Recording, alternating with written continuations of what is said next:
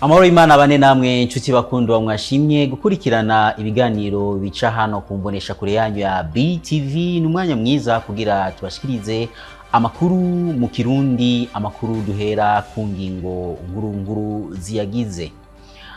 Abakora umwuga wo guhanahana amafaranga babicishije ku matelefone ngendanwa ntibagabanije amasaha yo gukora, ariko ingingo yafashwe ni kubera babakingire umutekano. Ivyo bivugwa na Ernest Niyonzima asanzwe arongoye commune Ntahangwa. Muraza kubikurikirana mu idonido ry'amakuru yacu.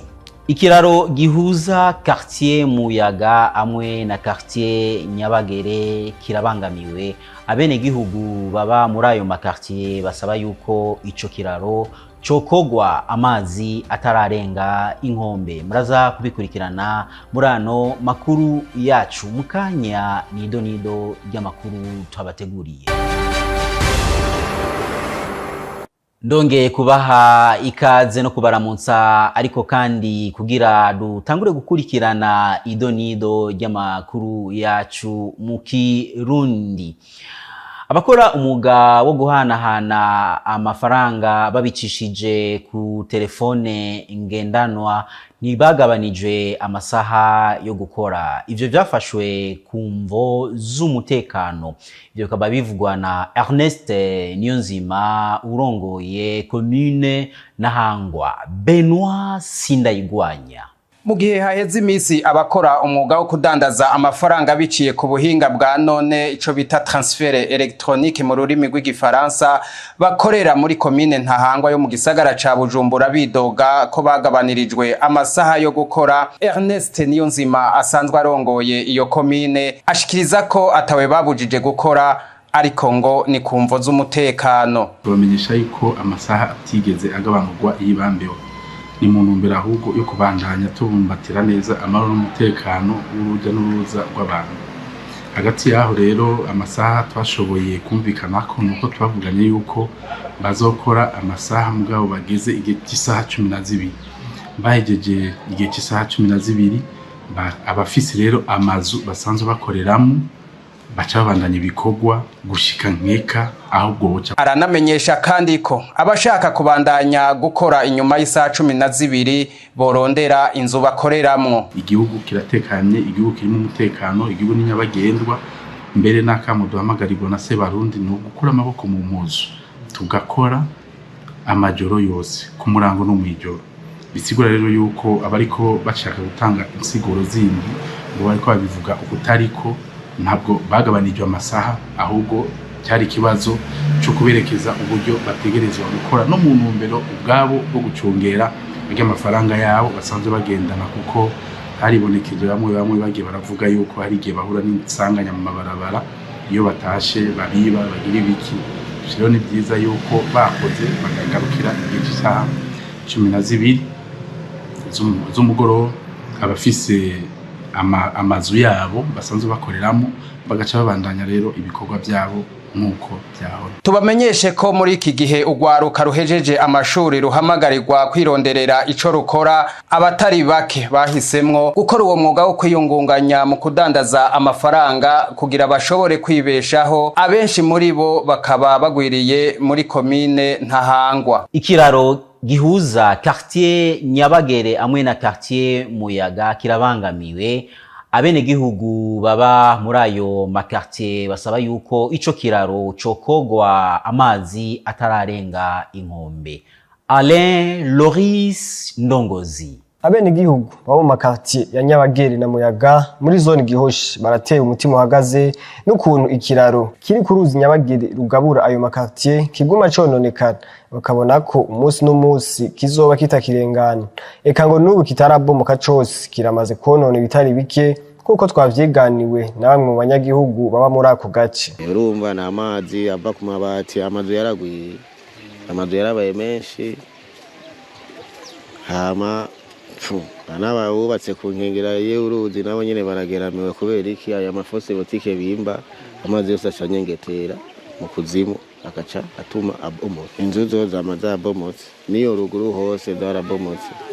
Haro nabimutse barimuka bagenda gupanga kandi bari bafite amapariseri kubera iki kuba ku nkengera y'urwo ruzi nyene.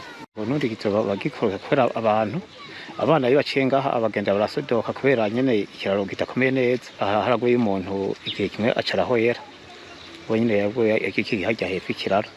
Rero n'ubu rero hariho n'abana baciye gukorekera hajya nyene n'ubu rero ntibasa gukoroka. Basaba leta ko yobafasha ikabasanurira ico kiraro kugira imigenderanire hagati y'ayo makartier ibandanye. Twe twosaba leta ikagubaka hama abantu bakoroherwa kuko baba bari bien protege. Ibi bintu haciye nk'imyaka kuko iyi programme yo kubaka ngaba bari bayitanguye kera size gituma yahagaze kuko no gupima baramaze no gupima. Gusa hariho projet yo kugikora kugira bagiri barabara ngaha rihuza n'iryo barabara y'imigenderanire ya quartier Nyabagere na quartier Muyaga. Dusaba leta yuko za ikagikora iki kiraro inzira igahita uko nyene ahora hahita neza hakomeye igahakora.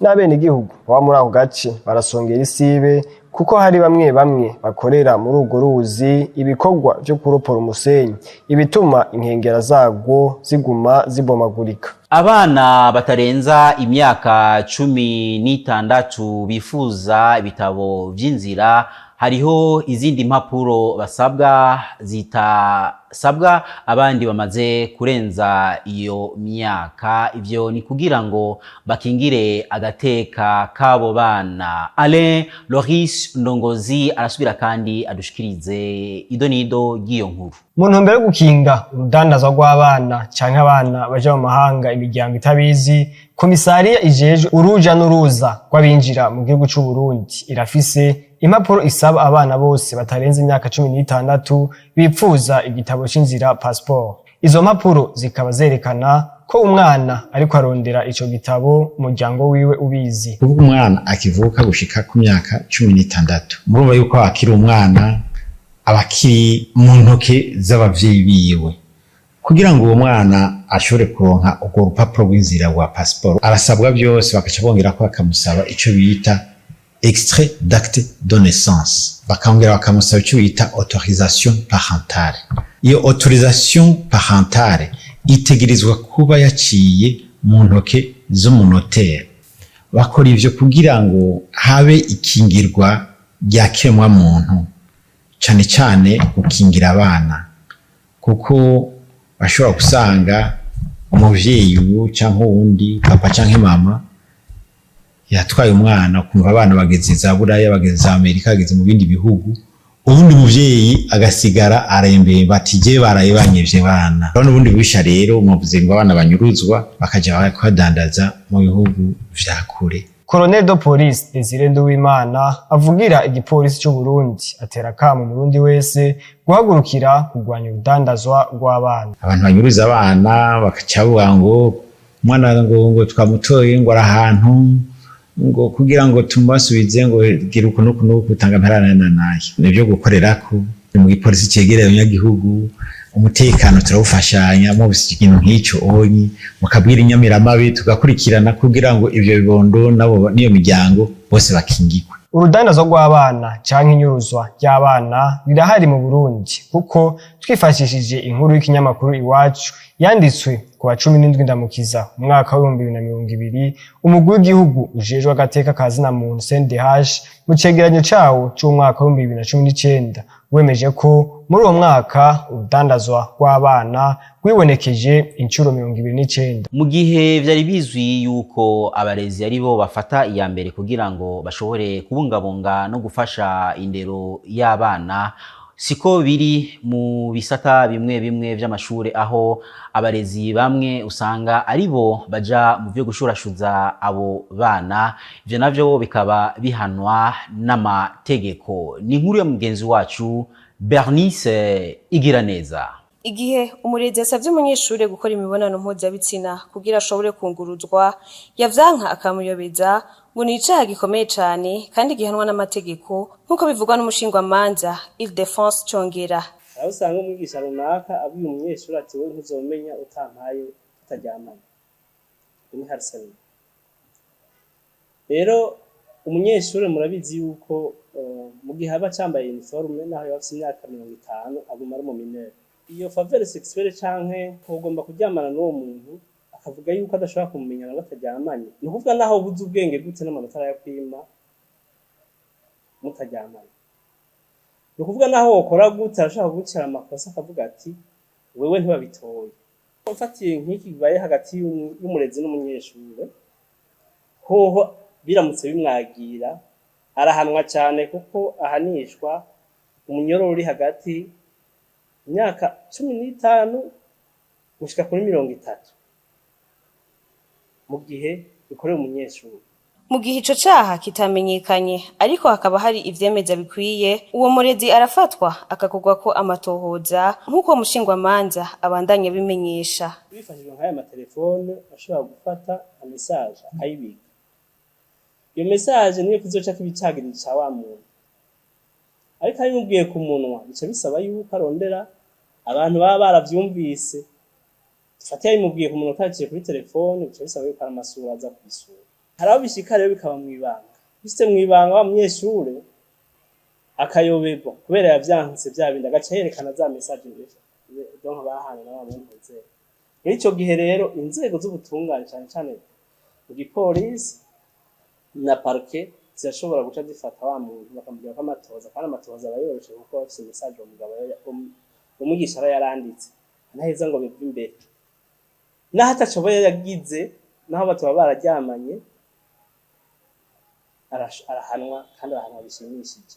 Mwomenya ko gukubagurwa bifatiye ku gitsina mu mashure ari kimwe muri vyinshi bituma abanyeshure baheba amashure. Nata Ntunzwe n'Imana asanzwe yimenyereza ano kumurisha kure yanyu ya BTV mukanya adushikirize amakuru avugwa hirya no hino mu makungu. Umuriyoni umwe n'ibice 8 vy'amadolari bigiye gusanura Libya nyuma y'umwuzure. Imvura y'igihuhusi yaguye mu buserukizi bwa Libya yatumye haba imyuzure ibiri mu buseruko bwa Libya. Iyo mpanuka yadutse mu buseruko bwa Libya, imyuzure yahitanye abantu benshi mu kwezi kw'icenda, yahitanye abantu 1,5 8 vy'amadolari nk'uko bivugwa ni banki y'isi yose hamwe n'ishirahamwe ry'ubumwe bwa Buraya. Mu cegeranyo cyo kwihweza kivuga ivyononekaye n'ibikenewe muri Libya hisunzwe uburyo mpuzamakungu bingana n'umuriyaridi 1,8 vy'amadolari yo gusubira gusanura mu turere twasinzikajwe mw'ijoro ryo kuwa 10 gushika kuwa 11 z'ukwezi kw'icenda n'igihuhusi. Intara ya Derna,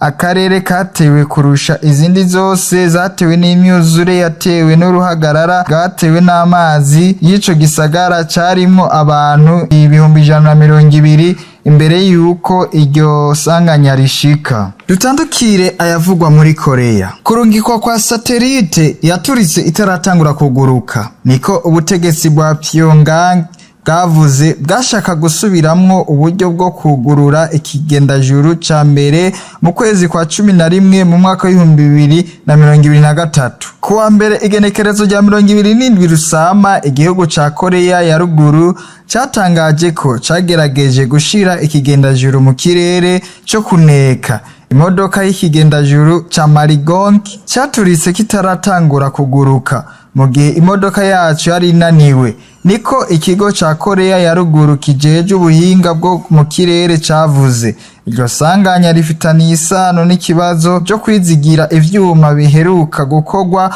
nk'uko bivugwa n'iryo soko nyene. Ku munsi wa mbere Pyongyang yari yamenyesheje Ubuyapani ko bufise umugambi wo gushira ikigendajuru gishasha mu kirere. Inyuma yaho igerageje kuroranirwa mu kwezi kwa 11 hamwe n'ibintu bibiri byananiwe mu ntango z'intango. Ku munsi wa mbere isaha 11:44 inyuma y'iminota 2 ibice bitari bike vy'ico kigendajuru vyatowe mu mazi. Korea ya ruguru, Amerika na Korea y'epfo biriko biratohoza ivyo bisigarira nk'uko bivugwa n'abakuru b'ingabo za Amerika. Ico kigendajuru ni ikintu c'agasomborotso kibangamiye ingingo y'akanama ka ONU kajeje umutekano kubuza ikoreshwa ry'ubuhinga bwa misile. Niko yongeye ko Ubuyapani nabwo bwamenyesheje ico kiyaya catanguye. Abategetsi b'Ubuyapani basavye abanyagihugu bo mu bumanuko bwa Okinawa kurondera uburaro.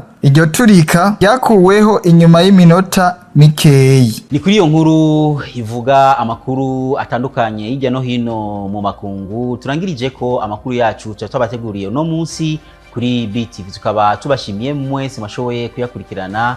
Eka kandi dushimire abamenyesha amakuru ba BTV bashe kuja hirya no hino kugira ngo bashe kuyarondera, ariko kandi dushimire abari mu buhinga bw'ivyuma bo badufashije kugira ngo ano majwi ndetse n'amasanamu abashikire ata nkomanzi. Imana ibafashe naho ubutaha.